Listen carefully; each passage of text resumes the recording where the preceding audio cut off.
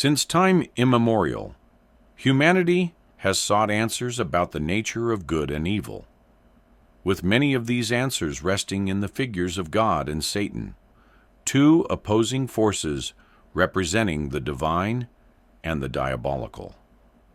But what if the true face of evil were hidden within the figure we have worshipped for centuries? This is a disturbing and radical idea, but it's not entirely new. Throughout history, some have suggested that Jehovah, the God of the Old Testament, may not be the benevolent being that many believe. Instead, certain ancient texts and episodes in the Bible suggest the possibility that Jehovah not only has a dark side, but could actually be Satan himself. The idea that Jehovah and Satan are the same entity is supported by some contradictions and unsettling behaviors attributed to Jehovah in the Old Testament. For example, Jehovah is described as a jealous and vengeful God in many passages, willing to punish severely those who do not obey him.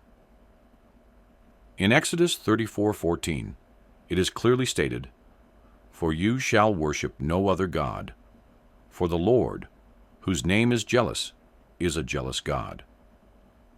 This image is far from the God of love and forgiveness presented in the New Testament.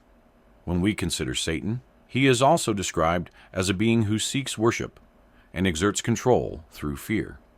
Fear, anger, and the desire for domination are traits more aligned with the adversary known as the devil.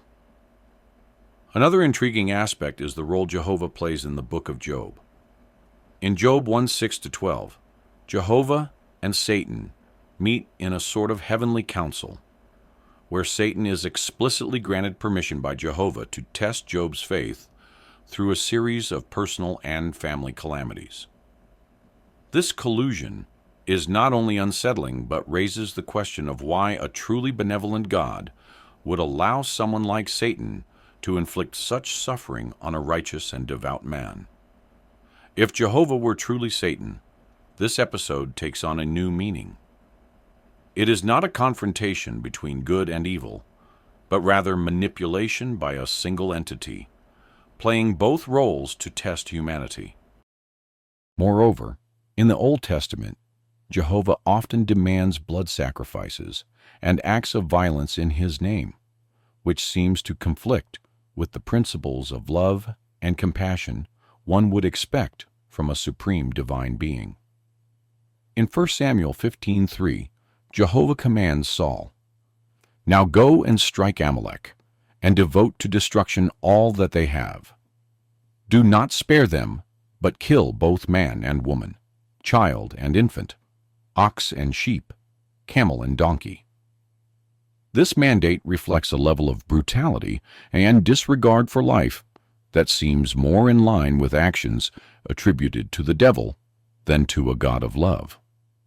In the story of Abraham and Isaac, Jehovah orders Abraham to sacrifice his son Isaac as a test of faith. Genesis 22:2.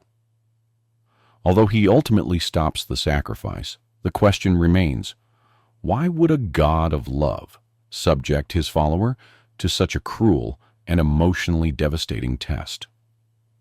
This act of manipulation in playing with human emotions is more akin to the temptations of Satan than to the care of a loving Creator. Furthermore, Jehovah's insistence on being worshipped exclusively and the condemnation of those who seek other spiritual paths also resonates with the same tyranny that Satan uses to exert control and divert the faithful towards him. Some argue that the figure of Jehovah in the Old Testament resembles more a Gnostic demiurge, a lower being who, believing himself to be God, rules through fear and authoritarianism. According to certain Gnostic beliefs, this demiurge could be equivalent to Satan, as a false god who keeps humanity in ignorance. This explains Jehovah's insistence on blind obedience and his disdain for wisdom and the pursuit of knowledge as seen in the story of Adam and Eve. In Genesis 3:22, after they eat from the tree of the knowledge of good and evil, Jehovah says, "Behold, the man has become like one of us in knowing good and evil." This statement reveals a fear that humans might elevate themselves to a divine level, suggesting a struggle to maintain control over humanity. While some may see these arguments as extreme interpretations or heresies, they undoubtedly raise uncomfortable questions about the true nature of Jehovah, as depicted in ancient biblical texts. If Jehovah and Satan are one and the same, then the entire narrative of the battle between good and evil could be a construct designed to keep humanity in an endless cycle of fear, obedience, and suffering. This analysis does not seek to categorically affirm that Jehovah is Satan, but rather invites a profound reflection and a re-examination of the figures we have learned to revere without question. The true essence of Jehovah may be a much more complex and darker mystery than traditional theology has allowed us to explore, and these texts suggest that the line between good and evil is finer than we have believed. The search for truth requires brave questioning and a willingness to confront the hidden shadows in the deepest corners of faith. If you like this video, don't forget to subscribe for more content like this. And of course, share your experiences in the comments. Together, we can build a strong and positive community.